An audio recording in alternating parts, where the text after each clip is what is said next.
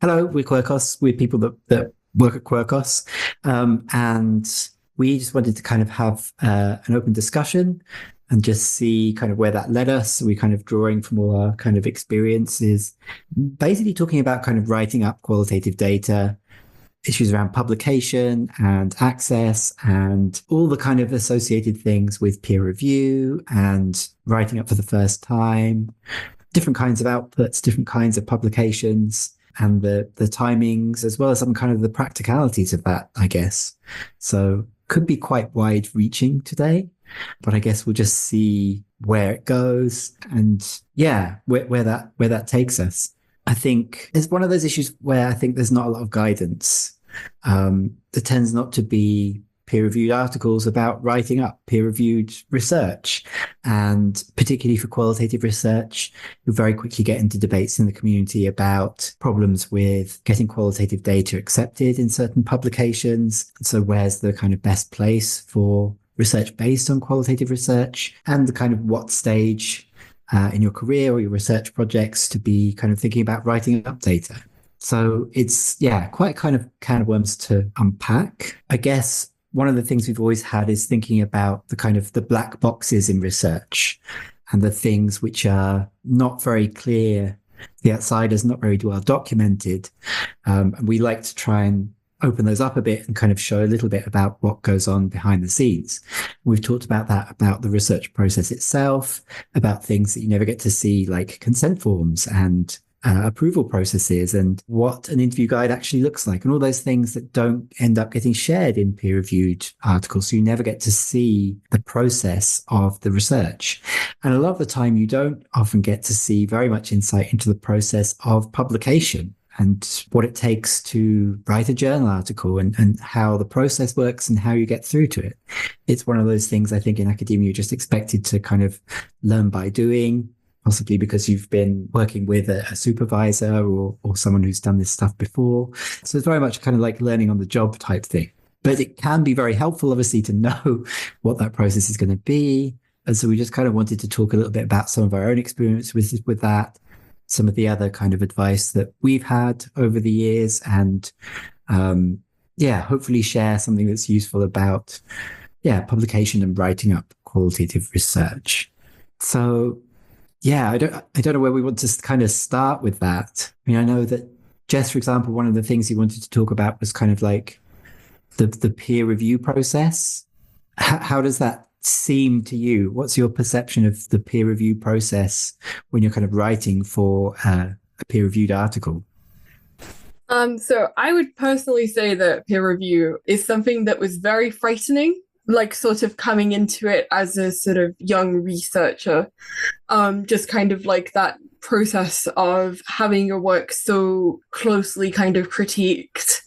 And also it's kind of something that you don't really get much experience of when you're actually like a student, because when your paper is being marked, there is the sense of like there is like a question being answered by your paper usually. So like in undergraduate especially, they're marking by that criteria as opposed to like the peer review criteria, which is this like significant? Is this a new contribution to the field that is like worth people reading? So I think like a level of detail, but also maybe the level of potential for like bias is quite high. And that can be quite intimidating. And I think like it's sort of something where I think probably it would benefit more people to do earlier, like to actually get some experience doing things like submitting to student journals or like kind of PhD run journals.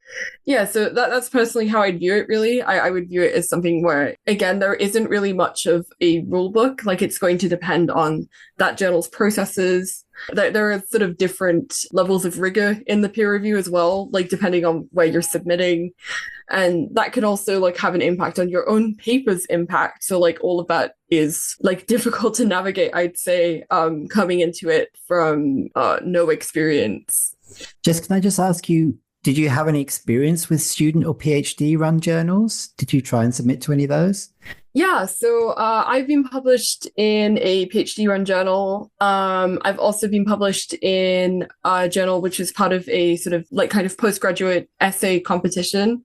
So in both cases, they're sort of directed at people who are pre-doctoral. And in both cases, I got my work peer reviewed, which was very helpful. So did that give you kind of an example of what the peer review process would be like? Yeah, so it sort of gave you an idea because suddenly, you have 2 to 3 peer reviewers who are going through your work and they're often like critiquing different things. They also sometimes have lovely things to say about your papers, which is nice. A lot of it is kind of based on their like own areas of expertise. So they will, advise on different things. I'd say the main benefit was probably the actual editing process where actually you get to like engage really closely with the peer review feedback and you're kind of like writing up a little response to the comments where you're kind of showing what you've changed and things like that. Just actually getting through that process and realizing it is not as scary as it seems is nice. Yeah, so like I would say that they were really great examples of that process, and I know that it can very much vary depending on the journal and the peer reviewer, the sort of dreaded reviewer too. Sure. I want to come back to that kind of like that process of the comments and the different reviewers and stuff. But I'm also really interested in the student journals and PhD journals thing. How did you find those? Were they discipline specific? Were they specific to the university? Yeah, so in both cases, these were kind of accepting submissions from all over the world. Okay. And they were sort of discipline specific to a degree. So they were actually more topic based as opposed to discipline based. Okay. So Okay. I was, kind of submitting based on a theme. In both cases, they were sort of like oriented around like kind of feminist theory and things like that. So yeah, so there was a little more broader, I guess, like kind of, it wasn't going to be disciplinary in that feedback. It was going to be more, okay, is this like a general, like a contribution to feminist theory as opposed to a contribution like situated within social science or literature or something like that.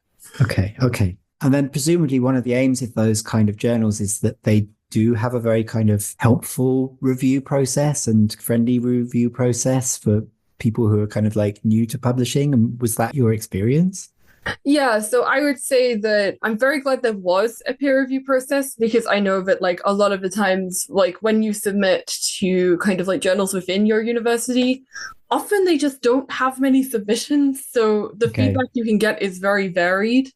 I did sort of look at sort of journals within my university as well, and I was just kind of like, okay, but I'm not sure if this is going to particularly be worth it because they're not giving that kind of like, I guess like journal experience where, you do get peer reviewed. But yeah, I would say that, they make it as unintimidating as they can. They're kind of, they want you to have a platform. They want you to do well and to kind of like get valuable experience and feedback from this process that will help you like when you do your doctorate or when you do publish in these sort of like postdoctoral journals. Yeah. Yeah. And Kathy, I want to kind of bring you onto this, but I mean, that was one of the things about, I've reviewed before for TQR, the Qualitative Report, which is a qualitative specific journal, which is based at TQR Network, which is at Nova Southeastern. And the interesting thing about their process is that they very much see the aim as to get a paper published. Their aim for their guidance for reviewers is to engage with constructive help to make the publication publishable rather than to review, reject, accept. So it's supposed to be a lot more of a kind of dynamic process with the author and between the reviewers. Kathy, I wonder what, your experience is on this side of the process and peer review or other stuff that you've heard around this. In terms of peer review, I've peer reviewed for 2 different types of journal. One, as you said, that their aim is very much to reach the point of publication and support and be supportive. And the other, they seem to be very much of the, we need to get rid of as many papers as possible. So for a comment on that, I think it's important to just say something about the process of review is that you submit your article and it may not even get as far as review. It may be that the editor says, sorry, this is not suitable, try again straight away, or they may say, no, we're not interested.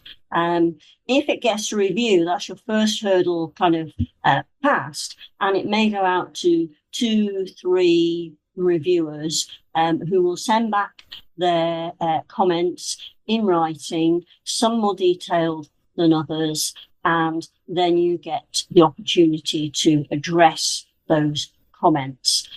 It will be an editorial decision about whether you slavishly follow those comments or whether you take no notice at all and resubmit, and then the editor has to make a decision. Generally, you might get more than one go at it, but you might not. But it's the reviewers, it will often go back to the reviewer to see if you have addressed some of their concerns. And some of that might be through the actual paper and how you write your paper, and some might be as a comment to the reviewer. Not all papers and journals will offer that process, but that's not an unusual way to go about things. So, in terms of the question that was asked, the types of review that I've been involved in, the supportive kind, and then the more threatening, the kind where they're just kind of, they get so many submissions. And actually, if you get as far as being reviewed, that's very encouraging, actually. It really is. So take that as a, really good sign.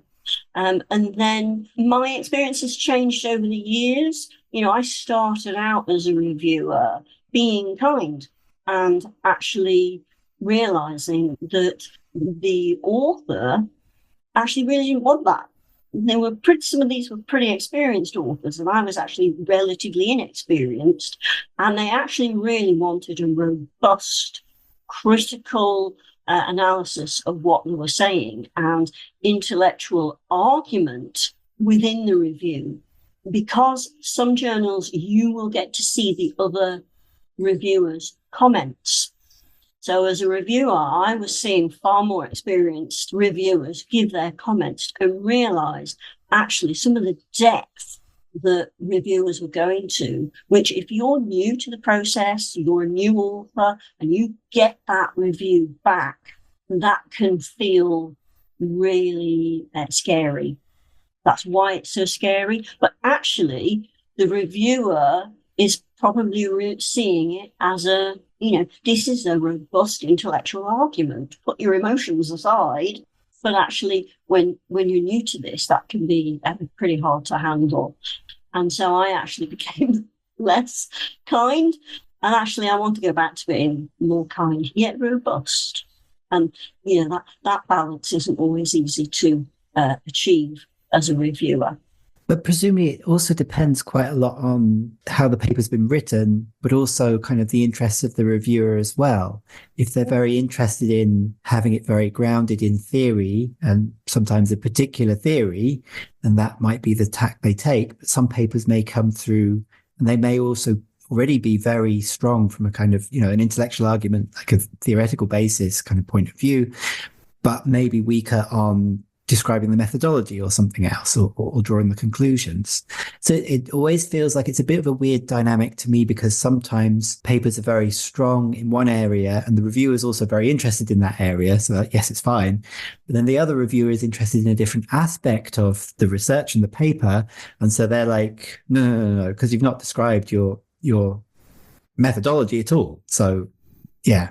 How you address those kinds of comments that seem quite personal in a way, driven by the interest of the reviewer, I think is the space in when you send your comments back, when you decide not to make a change. And I, as a reviewer, will sometimes make remarks like, if you have a strong argument or an argument for not including or addressing this area, then please make a remark. Don't just ignore it. Please remark on this. If it's just an oversight, then address it. So that's the kind of comment that I would make as a reviewer. And I sometimes get irritated with reviewers who seem to be obsessed with their particular theoretical framework. And it's not dissimilar to the PhD Viva process in a way. That's a peer review of another kind. Yes, is this something you've had experience with? I mean, reviews that were kind of difficult to address, or they seemed that they were pushing a particular agenda that didn't kind of fit the paper? Yeah, so I think as well, this may also be influenced by doing kind of student journals. So often the peer reviewers themselves would be, new doctorates, or they would actually, have had their doctorate by then. I think that because of that, you haven't read as much, and they kind of assume that, which is absolutely fine, because I did read a lot, and I learned a lot from that peer review, like actually being kind of like recommended specific theorists to kind of strengthen my argument. Sometimes though, I would read a theorist and I would be kind of like, okay, this isn't a good fit. I can see why they recommended it, but it's not a good fit. And so having to kind of like, that is in itself a skill of being able to sort of justify why you haven't included that theorist. And yeah, so I found that provided that I was able to kind of give that evidence as to why, it was fine. But yeah, like they still will have preferred theorists and preferred approaches that you kind of have to justify not including a lot of the time. And kind of like, I guess that can be uncomfortable, because it's kind of like you have to really put your work forward and defer judgment. And yeah, but I found that it was valuable even just to engage with that other point of view, because even though I was kind of like from the beginning, I don't think this makes much sense in the context of my argument, like having to justify that strengthened it in the end, like even if I didn't even include those theorists. So yeah, I guess that like that kind of, it's almost like a dialectic approach, or like, you're looking at the opposite perspective, and the best way to do that is to have someone who actually does have an opposite perspective, as opposed to trying to anticipate it yourself. Yeah, absolutely. I think it's a good point about, learning to respond and learning to kind of like justify why you might disagree with the reviewer's comments. I think that's another thing that a big cause of anxiety for people is that there are sometimes a lot of suggestions from possibly one of the reviewers that would be quite drastic changes to even the theoretical approach that was taken, the required, and that might not fit, that might not even be appropriate. And I think, again, finding a way to engage with that is one of the kind of the learned skills with that, because you need to sometimes humor the reviewer. Sometimes it's as bad as that, but sometimes it's actually, as you say, just engaging and saying, yes, well, that was good to engage with. It's not right here. You still have to justify that. I think one of the issues that I've had is that there doesn't seem to be very much of a mediation role played by many of the editors. So my experience of a lot of my peers has been that you will sometimes get two very conflicting reviews of a paper, and that just gets sent back to you without any comment from the editor. And so it becomes very difficult to know what to do. And I have heard of really good examples where the editor has stepped in and be like, I don't think you need to respond to point 4 from one of the reviewers or something like that. But in my experience, it's generally rare that the editors will mediate when there are differences between the reviewers and what you think on the comments from the reviewers. So yeah, Kathy, I don't know if that chimes with your experience at all. Yeah, a little, because my kind of experience with editors tends to be upfront at the start of the process. I was always advised, if you're going to submit something, check with one of the editors first. Don't waste your time just submitting it and then sitting there waiting for the response. Send an email saying, I think this falls within the scope of the paper. Are you interested? Have you got a special theme coming up? Or something like that. And then you can very quickly get the, either the silent treatment, which may just mean that they're very busy, or occasionally an enthusiastic, oh yes. Yeah, very rarely, but occasionally an enthusiastic yes. And that kind of means that you can, speed along the process. After that, I'm trying to think if I've ever had, mediation through an editor, and I don't think I have. not personally anyway, and very few retellings of that. But I was just thinking about our qualitative research journeys project, and Danny talks about submitting for review and getting comments back from the reviewer, and it was a joint paper that she'd submitted, and the reviewer came back with well, you haven't even thought about this, and what why don't you look at this, and that can be like, oh my god, that is changing the entire paper.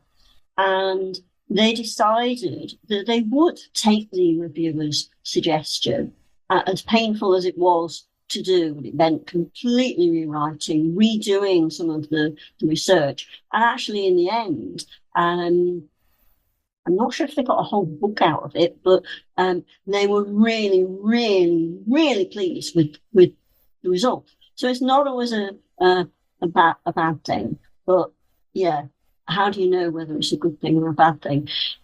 Perhaps it's easier if you're writing with somebody else to have that kind of discussion. So it's really important that you do show your work to other people before you send it off, so that it's not all going on in your head.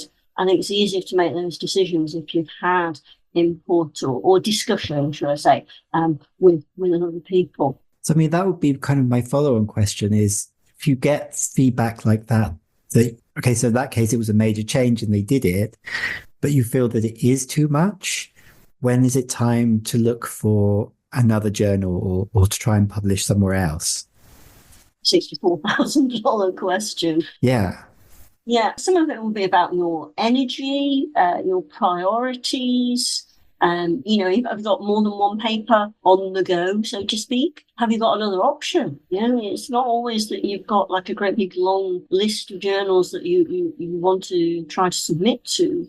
It may be that your options are pretty limited, and therefore you will be prepared to go back and do the hard lines, as it were. Or it may be that, do you know what? There are other options.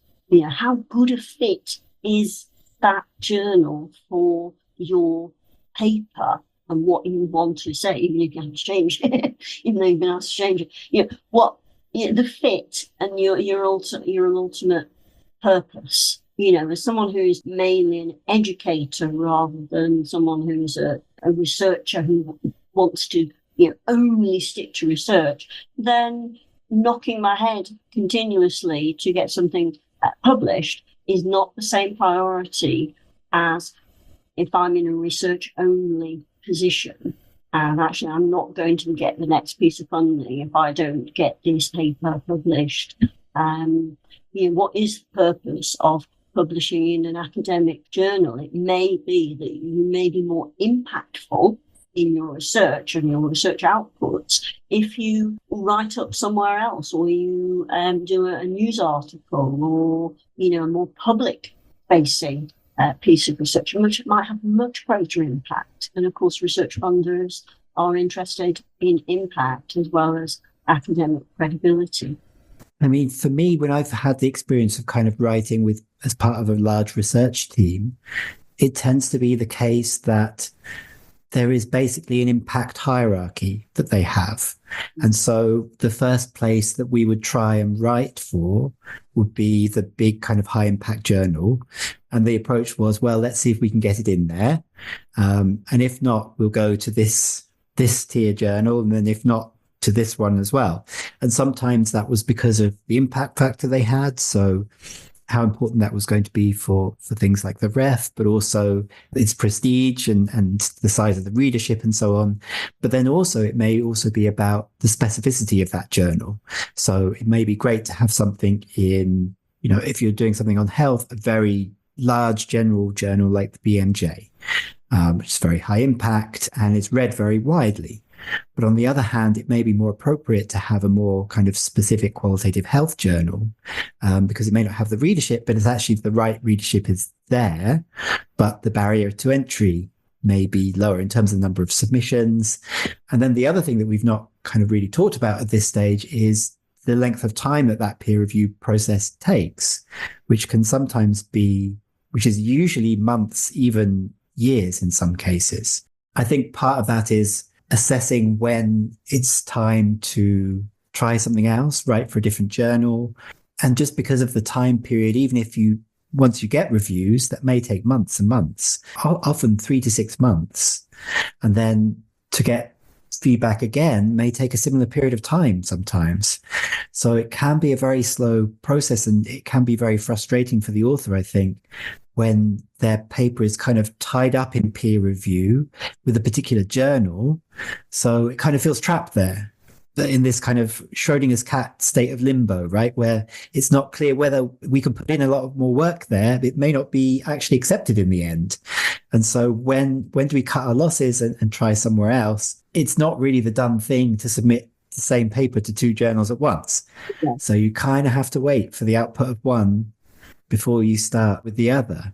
But the process I've been through, it has always been a hierarchy of we'll try for the biggest journal first, and then if we don't get in there, we'll lower our standards basically, or the size of the readership that we're approaching, or the impact factor, until we finally get something published somewhere. We may be desperate after a year or so of this. So I don't know if that chimes with either of your experiences of peer review. I suppose I've always been more interested in reaching the audience that I want to reach rather than the impact factor. But I look at other people and I think that dedication that they have and the tenacity that they have in getting their papers published. I've been described as very tenacious, but I tend to get a bit turned off by impact factors and that kind of kudos things. It turns me off a little. Maybe I'm just being disingenuous, and maybe I should really say it frightens me. I don't know, but it certainly turns me off, and therefore I tend to go for journals that have a smaller readership but more specific readership. Jess, do you feel that doctoral candidates have a pressure to publish in particular places, or to consider these things like impact factor very early on in their careers? I'd say it's getting more and more. Like, I would say that, kind of coming at it up to about masters, like a lot of the time you're not even being necessarily asked to consider publication until maybe like the end of that master's degree. So, it's sort of like being plunged into a very different world where it's not really necessarily about like even like the quality of the research, but more about just like, okay, well, is this going to hit like the specific like values of the university, or is it going to hit those sort of impact metrics? That is something where we didn't really get much guidance, but it was something we were like faintly aware of because, being sort of actually asked to consider, when you're looking at a journal to cite, what is its impact factor? Like how well is it rated in general in its field? So I guess in a way, like the way it was taught from my perspective was basically that, there were sort of high quality journals and low quality journals, so called. And so it was sort of like something where I think like you're being kind of primed to submit to those sort of high quality journals first, and I think when you get to doctoral, you're probably going to be considering like the impact factor, because ultimately you do want to actually sort of like have a job by the end of it. Like there is a degree of like, okay, well, how much is this going to help my CV when I'm finally applying for these postdoctoral positions? Like, so it's really tricky because it's like a thing of almost like you have to consider it in terms of like not just your intellectual career, but also just like your professional one. Like I would say it almost has more of an impact on the professional career because it's what the university is looking for. They want people who will influence their ref. So yeah, I don't know. Like to me, it was something that kind of, it almost turned me off of academia because I sort of like felt like, well, this isn't really what I got into doing this research to do. Like, because it feels like it may not actually have a significant kind of influence on the real world impact of your paper. But yeah, that is just sort of my perspective as someone who sort of left academia before doing the PhD. Well, that's why the ref, the RA changed, and then it became the ref, and impact became the thing. And universities globally have been attempting to look at this and perverse incentives to publish and not reward bad behaviour in publishing. And misbehaviour in publishing is massive.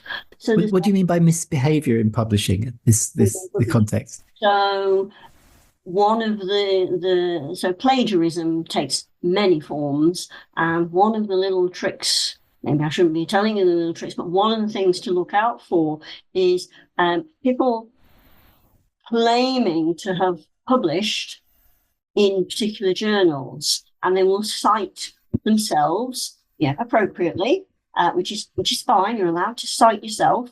That prevents plagiarism. But actually, they haven't published. So they will give a reference complete with all the correct DOIs and links and everything, and it will have page numbers. But what you will get is a paper that doesn't exist. The page numbers don't exist. So the journal actually ends at page 99, and they've published at page 100, and so on. So that's an area that's increasing. False journals that sound like the famous ones. So, if you've got, Colchester Review of Literature, let's say that's the #1 journal in the world, it'll be called the Colchester Literature Review. So really similar sounding. So that dupes people who are unfamiliar with the landscape of publishing to go for that journal. They may not understand impact factors, and they may not even know there is such a thing, and they don't know how to find out. But it sounds like that, like it might be, good. And so that's a big area where it's not the individual, there's groups of individuals who are trying to manipulate the publication system. That's very interesting, because I actually found that there were those kinds of journals in the sort of like pre-doctoral kind of publication market as well. So actually like sort of almost like vanity publishers that would, kind of request a fee for reading your paper or for entering it into consideration. And I think like, especially like that feels very wrong, because, it's like people who are getting published for the first time and they're excited to be submitting anywhere. But then ultimately, it is just like a scam, and it just collects your data and takes your money and then doesn't publish you. So I sort of like, I saw quite a few of those while I was sort of looking for journals to submit to. Yeah, and it's just, that is concerning as well, because it does feel as though there is both like a market like for people who are inexperienced in the journals, but also I guess like people who just feel that pressure to publish. And that is definitely, I'd say, like a big concern. Like it's sort of like you could be doing very important work, but it doesn't necessarily like fit to a publication schedule. But that's not really considered. And so people do feel that like pressure, and they might end up going towards those kind of like vanity publishers, or like sort of almost doppelganger publishers. Yeah. I mean, I think, there are new publications, small publications, and I'm not trying to dissuade you from going for those types of publications, but just do some due diligence around it. We all know how to use Google. Just use your research skills about that journal that you were thinking of submitting to. And that's, talking about misbehavior. Some of the misbehavior and the more personal kind of misbehavior is just poor referencing and poor citation, not being, robust in how you are doing your citations. Self-plagiarizing, again, due diligence in how you cite yourself. And then one that's a little more controversial, known as salami slicing, where you take very narrow parts of your project and publish them as separate papers in multiple journals. And that means, in a way, because it's a different paper, that you can submit simultaneously, which is what we were saying about it being very, very frustrating, having to wait. And there's a lot of debate about this. It is considered unethical by some people, and yet other people will say, no, actually, this is a large project. It has many different angles, and these papers are sufficiently different and aimed at sufficiently different audiences to constitute different papers. I haven't just changed the title. There is an entirely different set of references. But if you find yourself submitting something with the same set of references, you have to ask yourself, is this a different paper? And am I therefore just salami slicing and trying to con people that this is a different paper when actually it's not? I think there's definitely a grey area with that, because I think, as you say, especially with very large kind of funded big grant projects where there's lots of contributors, there's an expectation to get 2 or 3 papers out of it. And you're right, in some cases there will be enough scope that it's interesting for different readerships. Or, I've been involved in mixed methods projects, and sometimes the approach is to publish a quantitative paper and a qualitative paper, because the results and what they're saying and the kind of people that want to read that are actually very different, and the journals are very different. But I think it's one of those things that's very discipline specific as well. I mean, one of the other things, particularly for kind of new researchers, is that in some disciplines you're expected to co-publish with your supervisor, particularly if you're at a master's or doctoral, even postdoctoral level. And in some disciplines, there'll only ever be one author on a paper. I mean, this is a contrast between philosophy, which I now know quite well, where there are very, very few papers in philosophy that are ever co-written. But then in health, which is kind of my research background, it's very unusual to have a paper that only has one author. Usually these projects are part of large teams and large groups. And so, everybody wants to have their say and gets kind of authorship on it. So I think it's one of those things where it just does vary so much between discipline and approach as to whether you're salami slicing or whether what you're doing is actually, exactly the right thing to do with that research project. So I once saw a paper, and this is for real, but it wasn't qualitative, it was in physics, and it had 300 authors. 306, wow. I think it was. Yeah, it's like, what?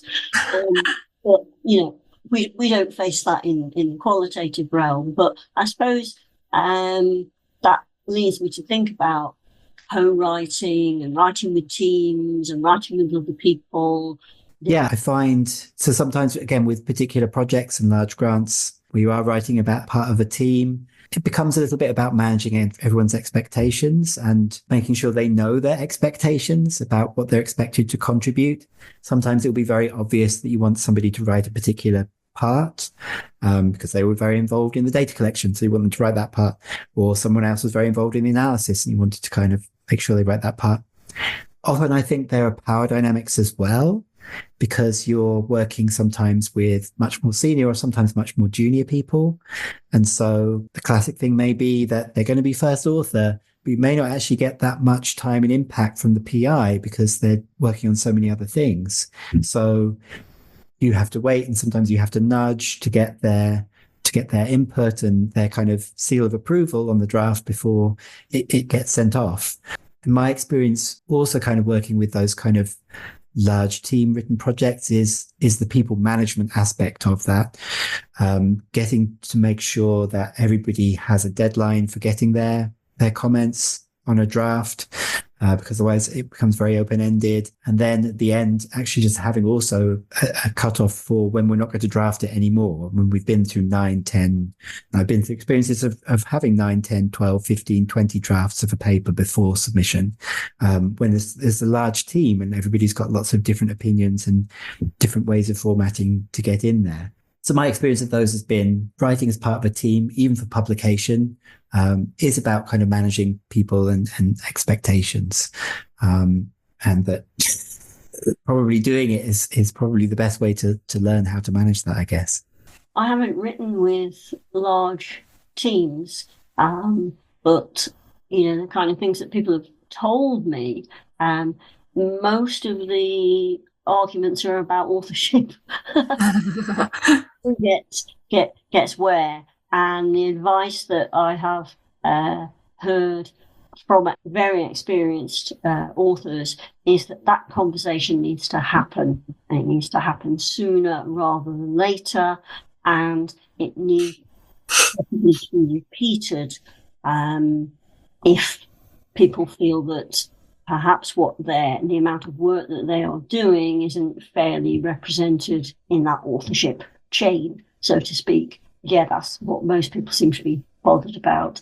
There's always someone who has to pull it together, the project manager, so to speak, and they may not be the first author, even though they feel that because they are pulling it all together and doing the administrative load and maybe shaping it with a voice, that they should be first author. And well, maybe you should, but that's a conversation that you need to have with your co-authors. I think it's also another one of these things that's really discipline specific, the expectations around that. In some disciplines, it's very hierarchical, so that the most senior person on a project, even if they were only ever turned up for one meeting and didn't actually write anything in the paper, they will be the first author. And there are also disciplines where if you're publishing from your PhD research, your supervisor will be your first author, even if you did everything. That's not the case for all disciplines. And there will be some disciplines where you can publish from your PhD without having your supervisors as co-authors as well. The expectations will become very quickly clear within your discipline, I think, around that. But it is problematic. We talked earlier a little bit about, I think it's particularly those papers that come out of CERN, where they have 300 authors, because it's obviously such a huge team that's part of not just collecting the data, but running and managing the facilities. And I like the fact that everybody gets cited on that. There's issues around things like, a lot of the time, if you get statistical advice from people in a team or who are not in your team as to, the right way to analyze statistical data, they should get credit as well. Like statisticians are always complaining that they are often asked for their expertise, but rarely cited for it and credited for it. And I think that's also the case for more junior people on the project, often for PhD and master students, but also for participants as well. I think sometimes, particularly with the kind of research that we're doing, I like it when I see research papers where participants have been encouraged to be involved in writing up and are cited not just as participants, but as people that contributed and shaped the outputs as well. More and more, I'm seeing journals actually making statements around what constitutes authorship. And I know the Lancet had very clear guidance about what constitutes authorship and where you credit those other contributors. And they're very keen on not having people such as supervisors being named as authors when they're not authors. And British Psychological Society, similarly, although different branches have different approaches, they similarly are going down a route of trying to find a place to credit non-standard authors who would have just been shoehorned in as authors in the past when they're not, but they do deserve credit. And then not the only two. Every time I look now, there's more and more, and I think that's a good thing. How that's acknowledged and credited within review systems like the REF is a different matter, and I think that will follow what the journals do rather than the other way around. It's like chicken and egg situation for these processes. Because we started talking about how to not choose a bad journal, but I just wanted to briefly talk about how to choose a good journal or the right journal.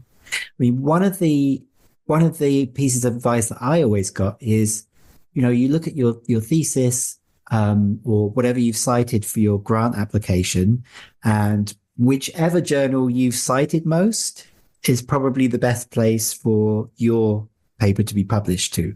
So, if you look through your citations and most of them come from one particular journal, that's the journal that has a similar readership, it has a similar scope.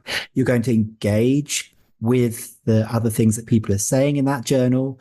And so that was the kind of general advice for going there. Although I would say I don't think that's very clear cut, because obviously sometimes what you'll be citing is very big classic papers. So it may be a journal that's actually, particularly if it's your first piece of peer reviewed work, difficult to get into. So it's also worth kind of looking to see what that is. But I just wondered if either of you had any other guidance about choosing the right place to publish. I've just got a comment about that, which is kind of me being a bit bolshy and mischievous. And actually, it's one of my bugbears. It's around that creation of silos in research and echo chambers, where you just end up speaking to the same audience all the time. And, I think it's quite exciting to try and submit somewhere where actually they're not used to hearing this. If you haven't cited them at all in your references, you might want to ask yourself, should I submit here? But that, it does worry me, that tendency to be a little solipsistic, self-referencing, and just talking to the same group of people all the time. Jess, what calls to you as a good place to publish?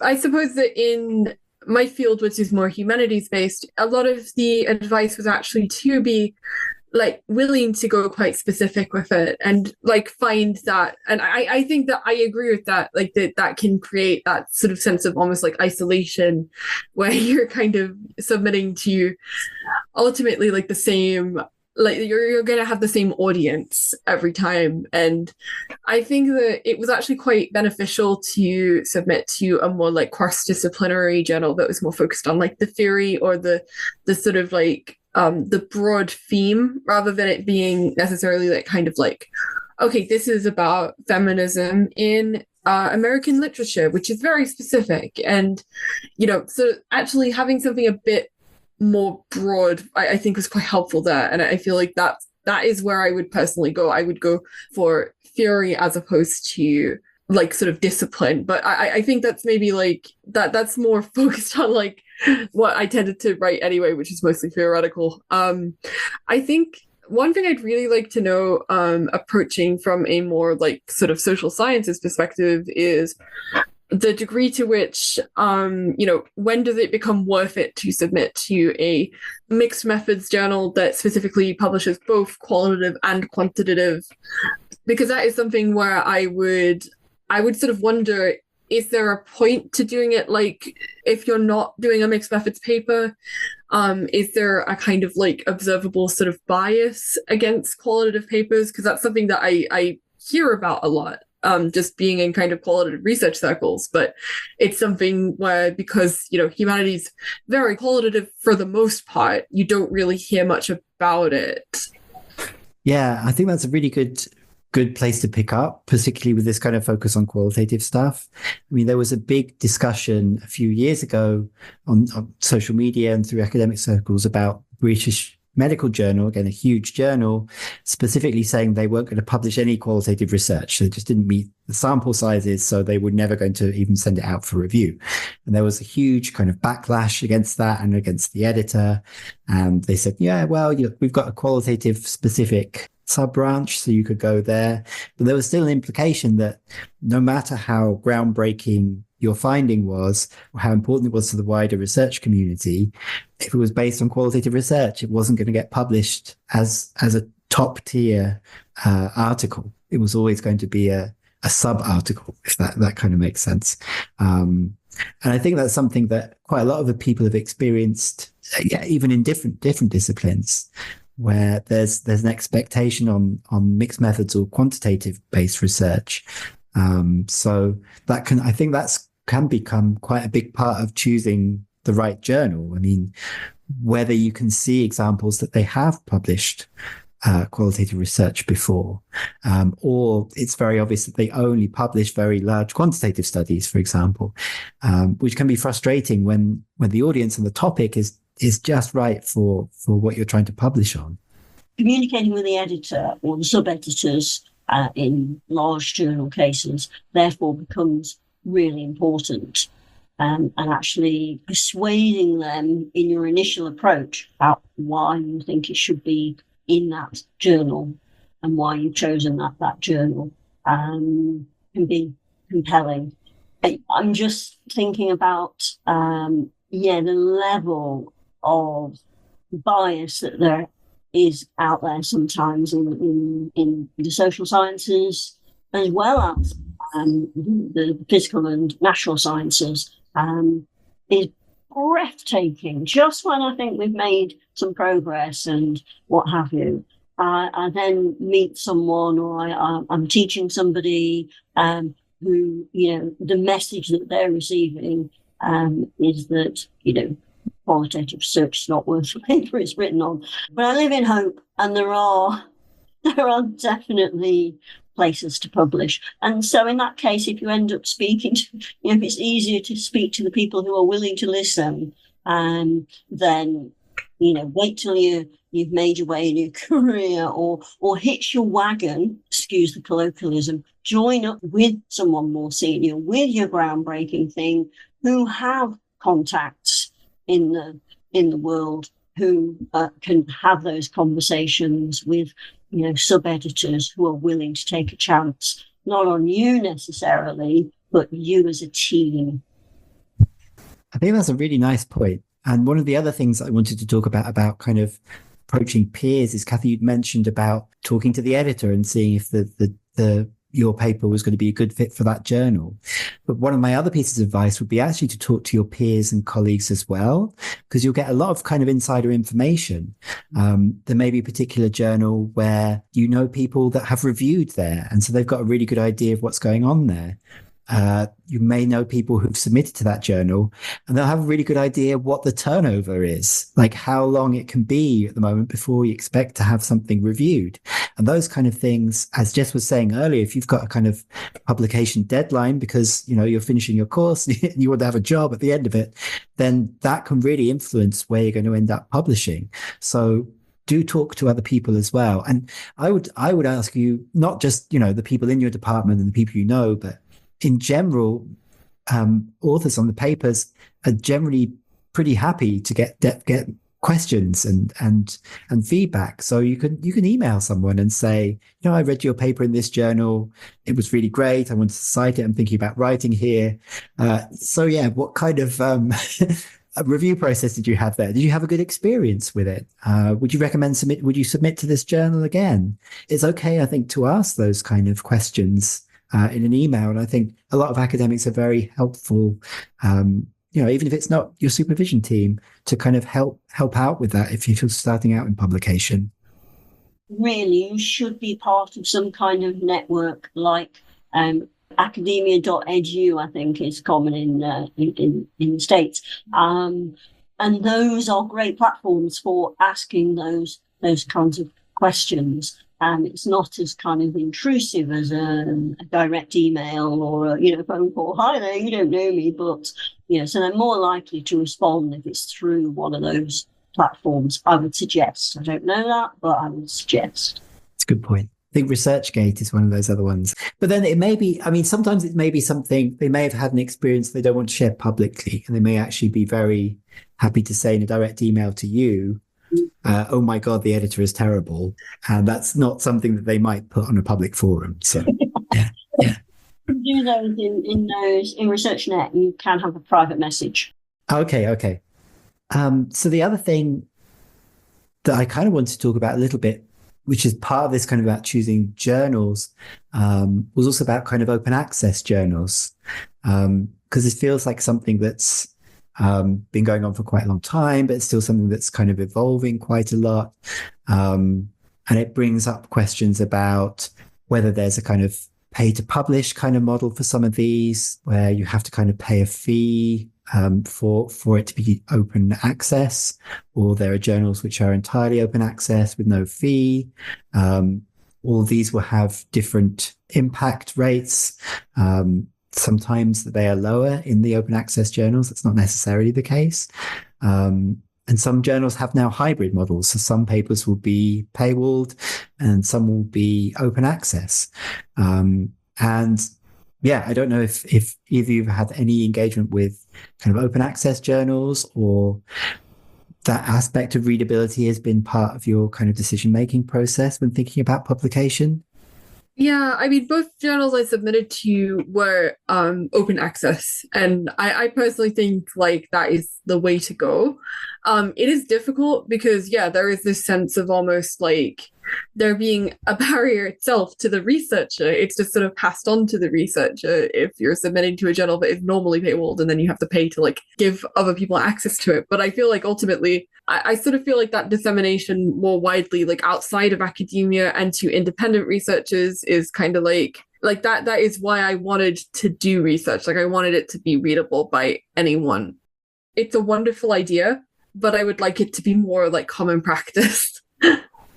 The publishing in some of the with the larger publishers, and when you sign, you sign like a final contract about not distributing. You don't have distribution rights necessarily, so it makes me feel incredibly uncomfortable signing those kinds of things. And now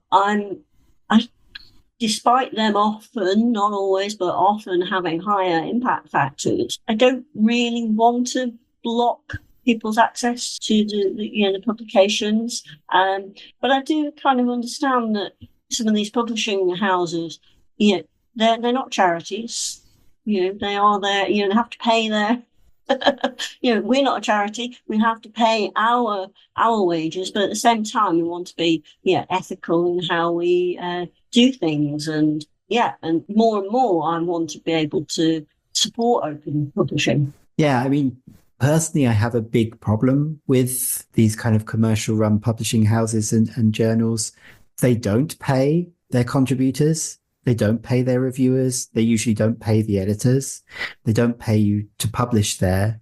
My take on all this has always been that it's something that the government ends up paying for 3 times, because they pay for the cost of the academic salaries to write the papers. They pay for the cost of the academic salaries to review those papers. And then they pay again for the paywall to access that journal. So it's a very good business to be in, because they don't pay for the peer review process. But to a certain extent, I feel that's what they're gatekeeping. I mean, obviously anyone can publish anything on the internet. You can put it on your own blog post, but it won't necessarily have gone through a formal peer review process. And so that will lessen, not only the number of people who will probably be able to access that paper, but also the number of people who will kind of trust it and see it as a proper piece of academic research. So obviously we have some universities which are very into kind of preprint archives now. So yes, you can't technically share from a kind of copyrighted journal the final article, but you can share preprint, like the final draft. And many universities will have a website where you can kind of search all of the kind of publications from their staff and students and access them for free without going through the journal. Again, I don't think there's been very much work into what the impact of those are and kind of how helpful that is as a system, but it's still part of going through that kind of formal review process and having it published somewhere else as well. It also seems to me to be one of the things that's very different in the social sciences. A lot of the physical journals and maths journals have very quickly moved to non-profit open access systems. Particularly ArchiveX is kind of one of the biggest ones. But I find this movement has been a lot slower in social research and the humanities. And I think that there are less acceptable options for these kind of much more independent kind of non-profit open access journals. So for me, it's a difficult thing to weigh up as part of that process, because at the end of the day, you still want to publish where your readership is. So yeah, it's a difficult balance between open access and having an established audience sometimes, I think. Interesting that I think some of this is going to be a matter of time. 20 years ago, the notion of online journals, should I publish in an online journal? And people, no, terrible. My God, the idea that you can publish it on an online journal. And some people were deadly serious about not publishing in online journals. And I suppose because they were new. And, some people will always say, don't publish in a new journal. And yet I have seen journals that were new 20 years ago. And actually now they are pretty good. And online journals. My head is forgetting the one that we social, the one that publishes in Germany. Oh, FQS. Yeah, that was new. I remember when that was new, and it was like, oh, this is really interesting. I really like the look of this. And people going, no, don't publish there. Jesus, I wish I had. Well, that's difficult because, I mean, obviously you don't know what's going to happen to a journal over time, whether it's going to build up good contributions or not. I mean, I think FQS is a great example because it's one of those, volunteer run, absolutely free, absolutely open access journals, as is TQR. And I love both of those for that reason. But, I can see obviously back in the day, were those things going to take off? Was that going to be an acceptable place, or are you just wasting your time publishing somewhere like that? Well, if it's out there, it's out there. Is another way of looking at it. Yeah. So what about apart? We've kind of alluded to this a little bit before, but what about apart from peer-reviewed journals? I mean, what about other outputs, and when might those be kind of more suitable for publishing research outputs? I mean, they kind of give you the momentum, right? Like they give you the sort of ability to publish before you have the sort of the write-up, like the final paper. You have like a conference paper that is like specifically for a work in progress. Like a lot of the time they will actually ask for like, kind of like research that is underway.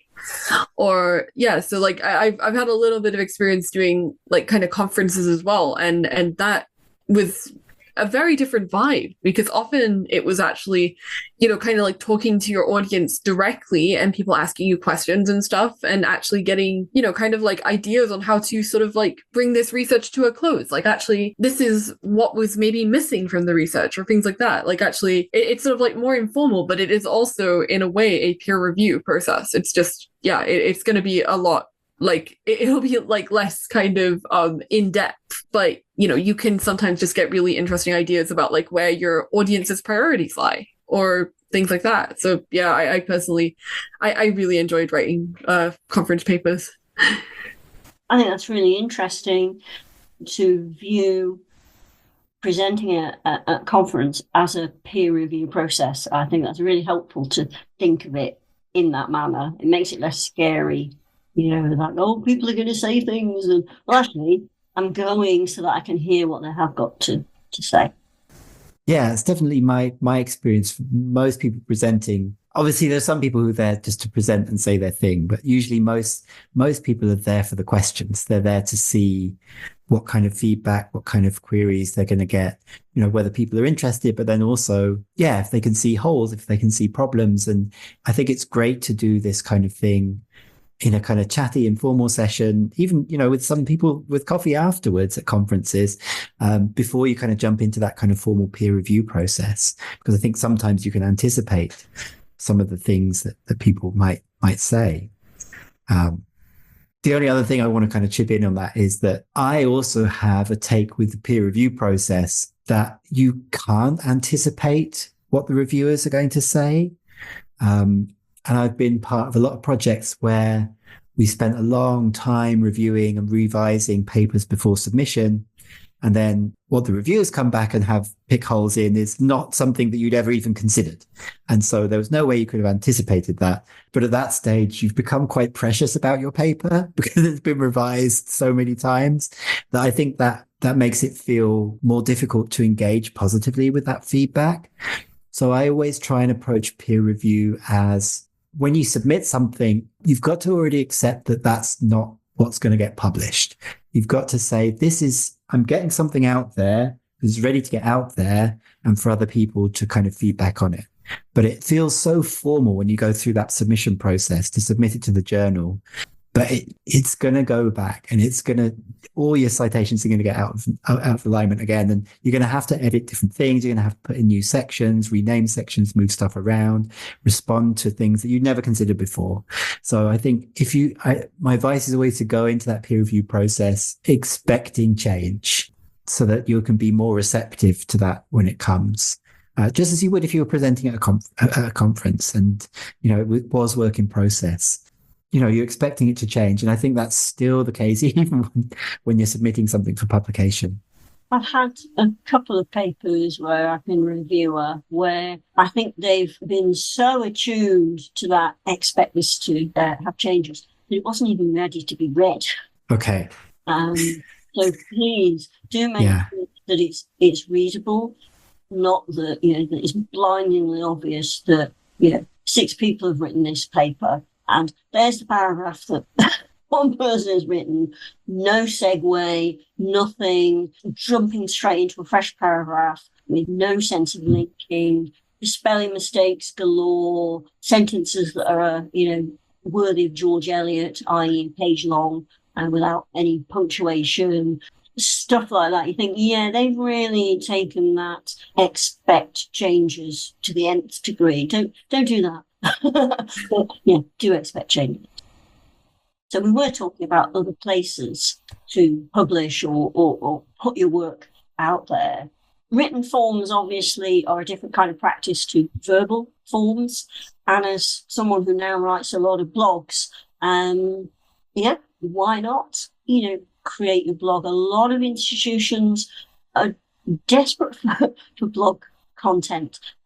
Why not go for public engagement? If you're good at that kind of thing, you could be the next, radio star, the next person that, that the BBC are contacting to make comment. Might only be BBC Nottingham, but, it's still that impact factor that people are, funders look for, and is good for your career, it's good for your CV to be able to say, I write this, I push this out here. It's all about engaging people with research.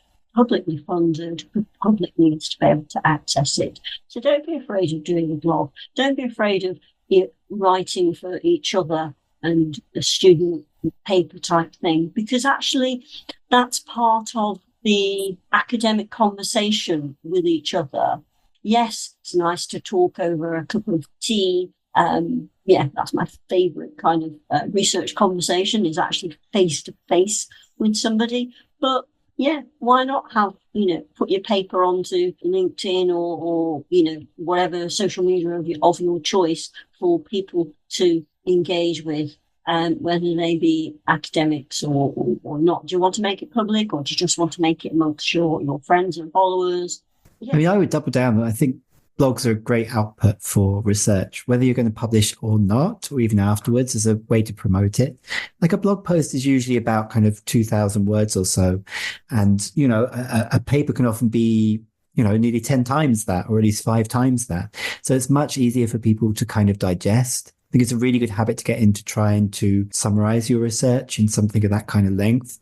And oftentimes that can be part of an existing network. So, I mean, we've published before on the ESRC blog, and there are lots of specific ones on subject areas run by academic networks or within a particular university that would love that kind of content. And it can sometimes be a great place to engage with comments and feedback as well. And I would also double down on that. Even if you get a published paper, you need to promote it. There's a lot of discussion about this, but put it on your social media profile, put it on your LinkedIn or ResearchGate or academia.edu. It's still your job to kind of get the word out there. And that will increase the number of citations, the number of readership, and that will increase your impact as well as finding kind of more wider non-academic audiences. It's hard when you maybe come from a culture or family background where to advertise your success is immodest and something that you don't do. And I still struggle with that. The idea that you would, show people your success, absolutely not.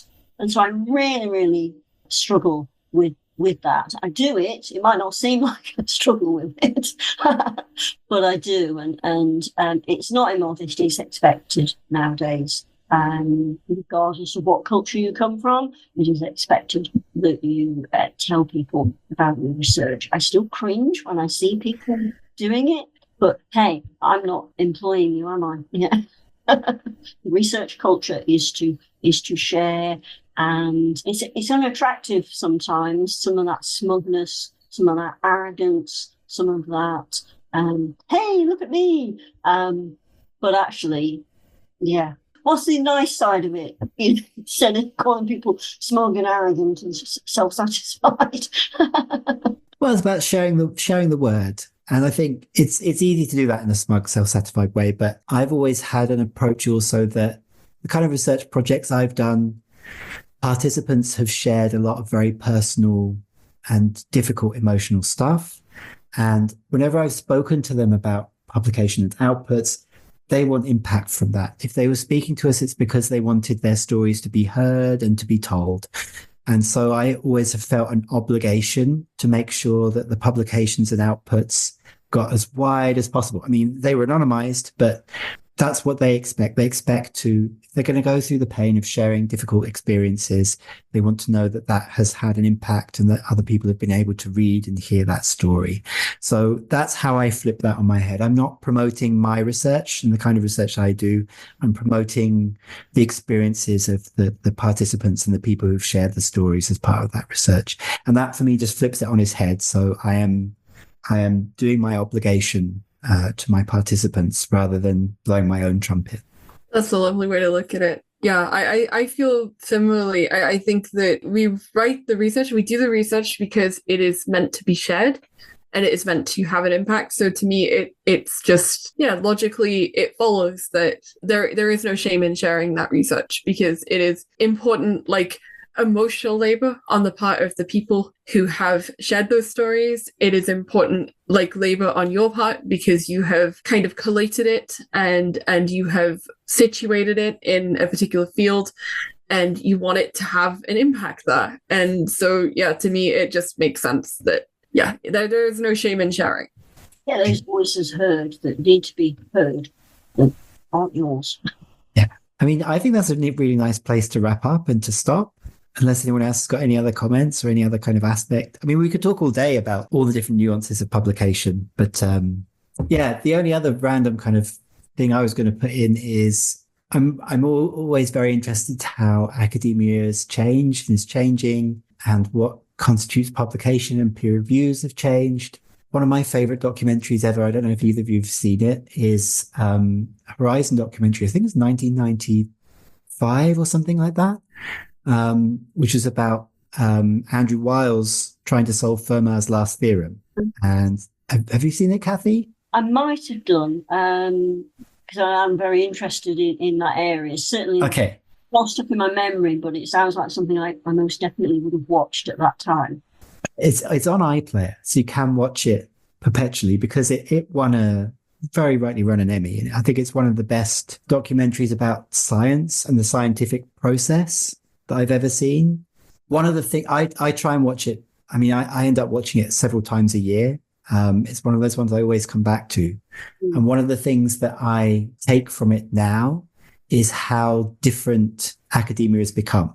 I mean, this is talking about a time in the 90s where, someone at Cambridge, someone at Princeton or Harvard could lock themselves away for 6 years and contribute nothing to the ref or any other publications and do very sporadic supervision, but create a ground-changing piece of research and original contribution. And the other thing that really strikes me from this is the peer review process for writing up this incredible complex piece of very high abstract math. And what's interesting about that is that it was not a blind review process. This was a review process where the reviewers knew each other. And in fact, they spent 6 months emailing each other backwards and forwards every day, challenging each other, trying to ask questions, trying to explain things, to test all of the logic and to test all the different elements of proof. And it's very clear for me that was, to me, it's a great example of peer review. It doesn't have to be blind peer review. I actually think peer review is better when it's not anonymized. And there's some journals are moving towards this now, where, you know, that sometimes the peer reviewers are cited, and we talk about authorship as co-authors sometimes. And it's part of a process where, again, both parties are trying to make the best output and the best piece of research that's there. And in that story, that peer review process found a fatal flaw in the proof that meant that it had to go back and be rewritten. But it was part of the process and part of that ended up with a happier ending. But is, again, the idea that you could spend 6 months peer reviewing one paper and doing nothing else is something that's very alien to academia now, 20, 30 years on from that stage. So I find it very interesting as a historical document as well. So I've read the book, and actually it's very near the end of the book that you learn this, oh, it's wrong. yeah. It has to be changed. So which is very surprising. You're right near the end, and it's like, what? Yeah. Well, the book is written by the producer. The book is based on the documentary. It was written by the same producer, and it follows quite closely. But the book is great. It's great seeing the real people being interviewed and talking about it. I absolutely love her writing. It's brilliant. So thanks for today. That was great. Yes, I enjoyed. Good discussion. That was fun. And yes, obviously, if you're listening to this, we have a lot more stuff on this on the blog. We've all written for the blog there. So go and look at it's just quirkos.com/blog. And there's a lot more information about the obvious stuff about research and the non-obvious stuff, the stuff that what they don't tell you. So go and get your insider information. From there. And thanks so much. Thank you. Bye. Bye.